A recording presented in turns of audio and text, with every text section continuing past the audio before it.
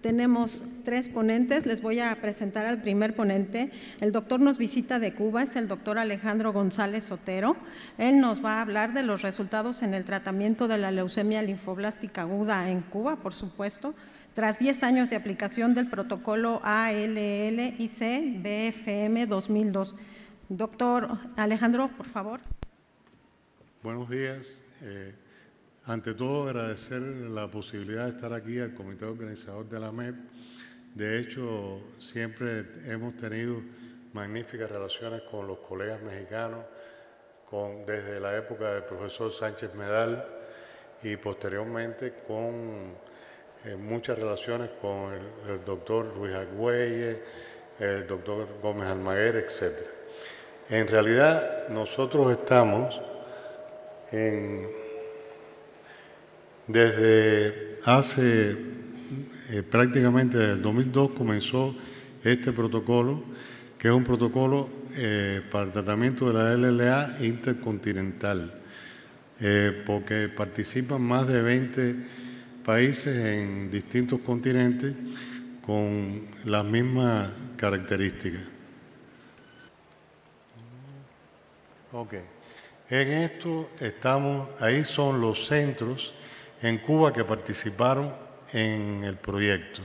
Son centros de prácticamente la mitad del país, porque ¿qué sucedió con esto? Aunque el protocolo se hizo en el país entero y en Cuba aproximadamente se diagnostican cerca de 80 leucemias linfoides agudas por año, realmente nosotros, que se pudieran haber hecho todos los estudios requeridos para participar en el proyecto, solamente pudimos hacerlo en estos pacientes, porque los de las regiones orientales del país, que están muy distantes de la capital, hicieron el protocolo, pero no con todos los requerimientos para ser evaluados, como vamos a ver. Estos son los participantes, que como ven somos bastantes. Entonces, quería esto para tener una idea de cómo eran los criterios de inclusión y la estratificación de los pacientes. De hecho, para considerarlo de riesgo estándar, el paciente debía tener entre 2 y 6 años, no cumplido 6 años, y menos de 20.000 leucocitos, no tener ninguna translocación desfavorable, es decir, BCR-ABL, o tener, digamos, 11q23, tener una buena respuesta a la prednisona al día 8, un medulograma no en M3 el día 15, tener una médula en remisión el día 33. El riesgo desfavorable era los que tenían las translocaciones iniciales, más de 1000 blastos el día 8, con monoterapia esteroidea, una médula en M3 el día 15 o una médula en M3 el día 33.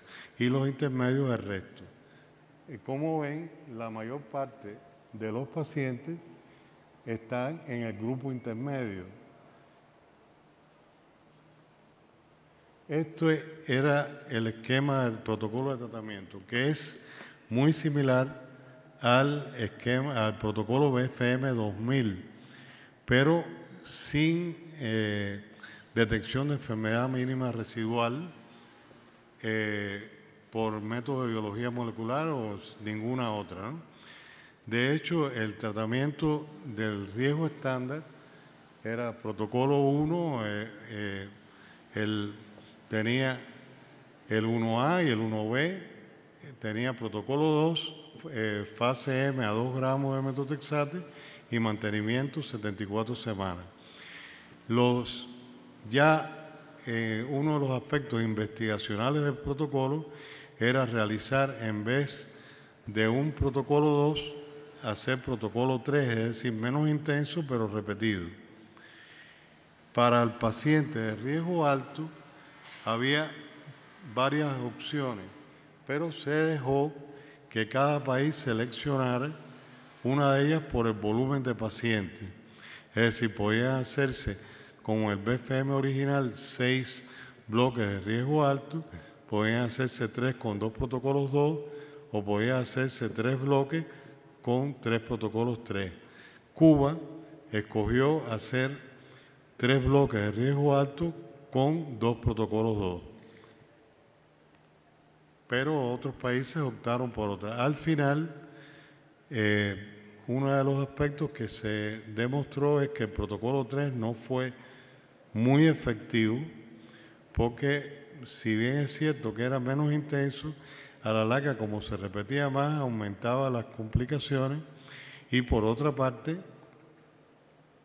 tenía más infecciones. Y en el caso de riesgo alto, realmente los pacientes que mejor evolucionaron fueron los pacientes que realizaron los 6 protocolos de riesgo alto estipulados por el BFM original. Esto para que vean los países que participan en el ALIC. Para este protocolo, el 2002, el coordinador del protocolo fue el doctor Stari en Praga. Pero en Latinoamérica participan 4 países, es decir, además de Cuba, Chile, Argentina y Uruguay. Y en Europa, prácticamente Europa del Este, bastantes centros o pacientes, además Israel, Hong Kong, que no sale en el mapa, y son más de 22 países en general que hacen un protocolo común. Estos son los pacientes incluidos en nuestro país. El centro que más pacientes incluyó es donde yo trabajo, que es el Instituto de Hematología e Inmunología, que además es donde se hacen los estudios centralizados para el inmunofenotipo y los estudios de biología molecular.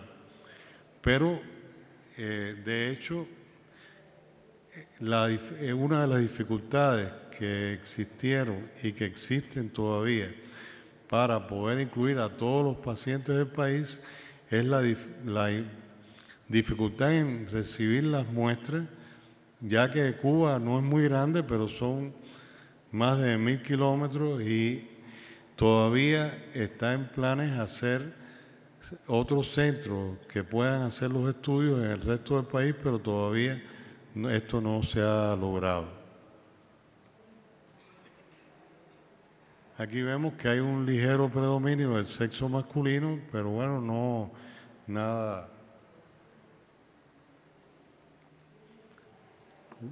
La edad, vemos que la mayoría de los pacientes estaban en el grupo considerado de buen pronóstico, es decir, menos entre 1 y 5 años.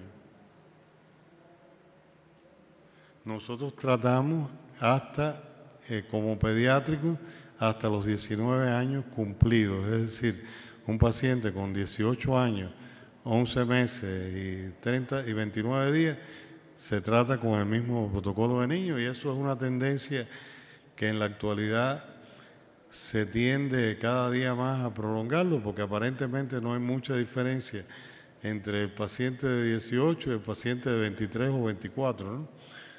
Ya desde hace casi 10 años el doctor Eden planificaba que la medicina debía ser del adolescente hasta los 25 años, ¿no? La distribución por grupos pronósticos, como habíamos dicho, mayoritariamente es el grupo más abundante, es el riesgo intermedio, dadas las características, y eso en el caso nuestro se comportó de una manera similar. En el caso del inmunofenotipo, también fue como está descrito, la mayoría LLA de precursor B. Tuvimos un porcentaje que es cercano al bueno, alrededor del 15%, que es lo descrito para la TEI, y hubo un grupo de pacientes que aunque se tomó la muestra, no tuvimos el resultado.